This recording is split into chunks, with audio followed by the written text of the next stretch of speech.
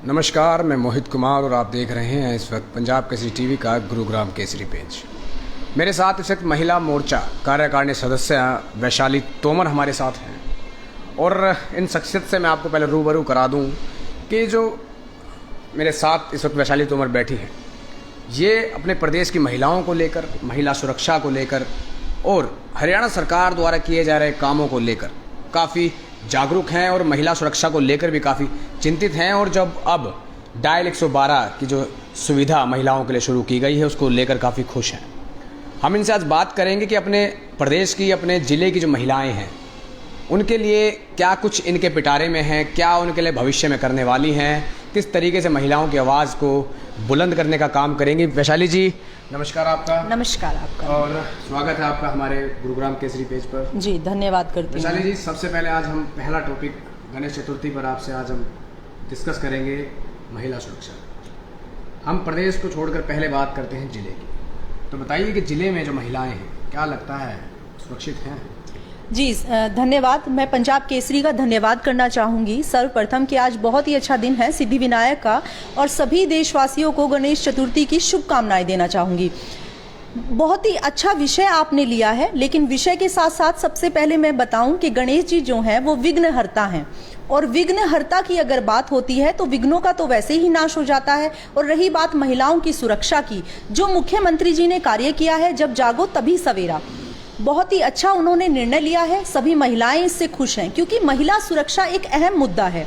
महिलाओं की सुरक्षा के लिए अगर सरकार सोच रही है तो ये बहुत ही अच्छी बात है। हमारी प्रदेश अध्यक्षा सुमित्रा चौहान जी का भी नारा है, आधी आबादी पूरा हक, और जब से वो प्रदेश अध्यक्ष बनी है उनके सभी कार्यों में जुझारू हैं, कर्मठ हैं, ऊर्जावान हैं, कीर्तिवान हैं, और राष्ट्र की सभी नीतियों को, बीजेपी की सभी नीतियों का प्रचार प्रसार करने का, जन जन तक जागरूकता फैलाने के लिए दिन रात पूरी महिला मोर्चा अग्रसर है। और साथ ही साथ हमारे माननीय मुख्यमंत्री मनोहर लाल खट्टर जी, उनके सभी कार्य, मोदी जी की जैसे सभी कार्यों में दूरदर्शिता दिखती है, उनकी नीतियों को लेकर, उनके निर्णयों को लेकर, उनकी समझ को लेकर वो आगे बढ़ रहे हैं। कोई भी कार्य आप ले लीजिए, बात अगर विपक्ष की जाए तो विपक्ष तो है ही, और विपक्ष का कार्य भी है चारों ओर अपनी सरकार को आगे लाना, अब उनकी नीतियों का विरोध करना। लेकिन अगर खट्टर जी की बात की जाए, मनोहर लाल खट्टर जी की बात की जाए, आप सारे कार्य उनके उठाकर देखिए, उनके सारे कार्यों में जो निर्णय उन्होंने लिए हैं वो हरियाणा सरकार में पहले नहीं हुए।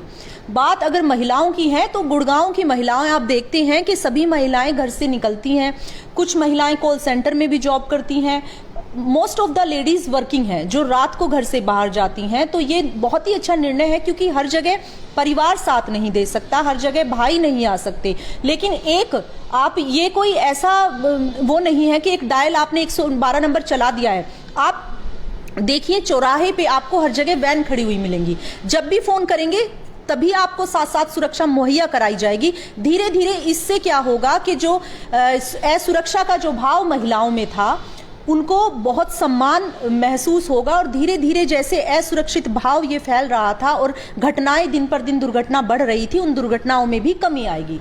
बताया जाता है कि आप आरएसएस से भी जुड़ी हैं जी, और आरएसएस को लेकर भी बहुत से जो फिल्म स्टार हैं उन्होंने कुछ अभद्र टिप्पणी भी करी है आरएसएस को बोलकर, तो वो क्या मामला था और क्या कहना चाहेंगे उस बारे में?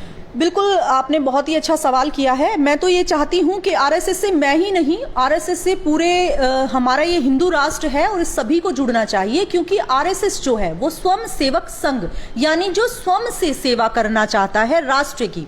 आप ये देखिए कि जावेद अख्तर जी हैं, उन्होंने कहा है आरएसएस की तुलना तालिबान से की है।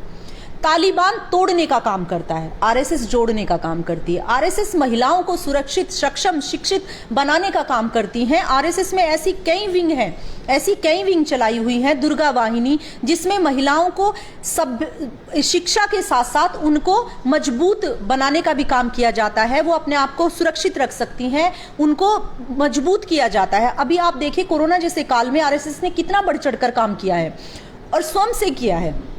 ऐसे महिलाओं ने रसोई से लेकर हर तरह का साथ दिया है। तो कैसे कोई तालिबान की तुलना आरएसएस से कर सकता है? ये हमारे देश में ही है, प्रजातंत्र है तो कोई कुछ भी कह सकता है, अधिकार है उनको। महाराष्ट्र के विधायक हैं राम कदम जी, उन्होंने बोला है कि माफी मांगनी चाहिए उनको। माफी मांगने से क्या होगा? माफी मांगने से किसी की विचारधारा परिवर्तन नहीं हो सकती। ये तो सही है कि उनकी विचारधारा, जो उनकी मानसिकता है आरएसएस के प्रति, हमारे राष्ट्र के प्रति, वो सामने आ गई है। ऐसे पता नहीं कितने लोग हैं जिनकी मानसिकता ऐसी है, वो हमारे देश में अंदर ही अंदर तालिबानी बैठे हुए हैं। तो ये तो देखो बात हुई सरकार की, सरकार क्या कर रही है, डायल 112 चलाया, सारी चीज़ें हो गई। अब हम बात करते हैं वैशाली तोमर की। वैशाली जी, आप मुझे बताएं कि आप व्यक्तिगत तौर पर, मैं प्रदेश की बात नहीं करता, मैं बात करता हूँ सिर्फ जिला स्तरीय महिलाओं की, उनके लिए आप क्या करने वाली हैं, क्या कर सकती हैं कि कुछ और बेहतर हो सके? क्योंकि महिलाएं आपको देखेंगी, इस खबर को भी देखेंगी तो लोगों की उम्मीदें जुड़ती हैं। आप चेहरा हैं, गुरुग्राम में एक अलग आप शख्सियत रखती हैं, तो ऐसे में वैशाली तोमर क्या करने वाली है इस ज़िले की महिलाओं के लिए? जी, सबसे पहले तो मैं आपका धन्यवाद करना चाहूँगी। एक वैशाली तोमर ही नहीं, मैं ये मानती हूँ कि हर महिला महत्वपूर्ण है। हर वो महिला जो घर में है, जो घर से बाहर निकलती है, वो महत्वपूर्ण है। ईश्वर की एक ऐसी रचना है महिला, जो मुझे लगता है इतनी विशेष है कि अगर आप उसको मकान देंगे तो वो घर बना देगी, अगर आप उसको बर्तन देंगे तो वो खाना बना देगी, अगर आप उसको बीवी बनाएंगे तो वो आपका वंश चला देगी। प्रेम की, त्याग की, समर्पण की, शिक्षा की मूर्ति है एक औरत, और हर तरह से सक्षम है। कहते हैं महिलाओं को बराबरी का हक चाहिए, मैं कहती हूँ महिलाओं को बराबरी की आवश्यकता ही क्या है? महिलाएं तो है ही ऊपर, उनको क्या जरूरत है बराबरी की? बराबरी की बात वो करते हैं जो महिलाओं की क्षमताओं को जानते हैं और उनसे डरते हैं। महिलाएं तो खुद अपने आप में इतनी सक्षम है, क्यों वो कमजोर समझें अपने आप को? क्या एक महिला कमजोर हो सकती है जो एक पुरुष को पैदा करती है? वो कैसे कमजोर हो सकती है, आप बताइए? इस पुरुष समाज में जो महिला पुरुष को पैदा करती है, जीवन देती है, वो कैसे कमजोर हो जाएगी? मैं तो सिर्फ इतना चाहती हूं, अगर महिलाएं अपनी ताकत को, अपनी क्षमता को समझें, और समझ भी रही हैं, आगे बढ़ रही हैं, कार्य कर रही हैं। अगर पहले की दृष्टि में अगर देखा जाए तो महिलाएं बहुत शिक्षित हैं, सभ्य हैं, और अपने समाज को सही रूप से लेकर चल रही हैं। क्योंकि हम सब कुछ प्रशासन पर नहीं छोड़ सकते। अगर हम सभी कुछ प्रशासन पर छोड़ देंगे तो एक सभ्य समाज की संरचना कैसे हो पाएगी?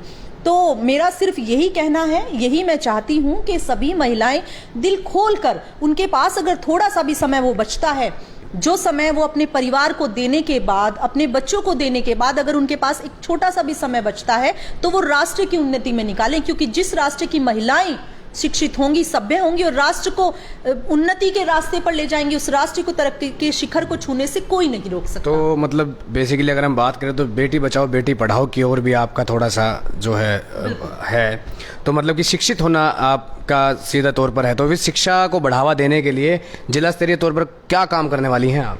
शिक्षा को बढ़ावा देने के लिए हमारी सारी जो सरकार है वो कार्य कर रही है। जगह जगह, गांव गांव तक जाकर, जन जन तक जाकर जागरूकता अभियान चला रही है। मोदी जी की जितनी नीतियां हैं उनका प्रचार प्रसार कर रही हैं। घर घर जाकर एक महिलाओं, बच्चों को शिक्षा मिलनी चाहिए, क्यों जरूरी है वो बताया गया है। पहले जैसे आप देखते थे सरकारी स्कूलों में बच्चे सिर्फ नाम के लिए जाते थे, उन्हें सिर्फ खाना खाना होता था, वो तब तक बच्चे वहां पर जाते थे। लेकिन अब ऐसा नहीं है। बच्चों की माओं को भी समझाया जा रहा है कि शिक्षा कितनी जरूरी है। वो माएं जो घर में काम करती हैं, बर्तन धोती हैं, कपड़े धोती हैं, वो भी अपने बच्चों को अब सरकारी स्कूल में भेज सकती हैं, सुरक्षित हैं। सुबह जाकर उनका बच्चा दोपहर में आता है। और सरकारी स्कूलों में भी ऑनलाइन शिक्षा हर चीज, मतलब हर चीज पर ध्यान दिया जा रहा है। तो जब से बीजेपी सरकार आई है, ऐसा नहीं है कि जो भी काम कहे जा रहे हैं वो सिर्फ अखबार में है या सिर्फ कहने पे है, जमीनी तौर पर वो एक्चुअल में हो रहे हैं। तो ये थी हमारे साथ वैशाली तोमर, जिन्होंने अपने जो नज़रिया था प्रदेश सरकार को लेकर, महिला सुरक्षा को लेकर हमें दिया।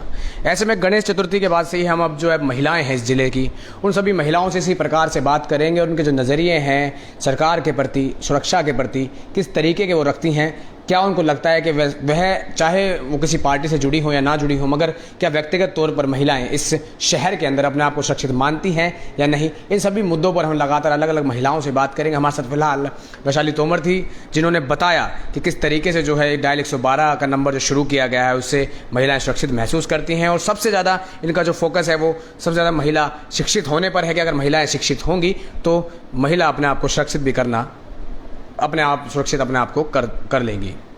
गुरुग्राम से मोहित कुमार, पंजाब केसरी टीवी।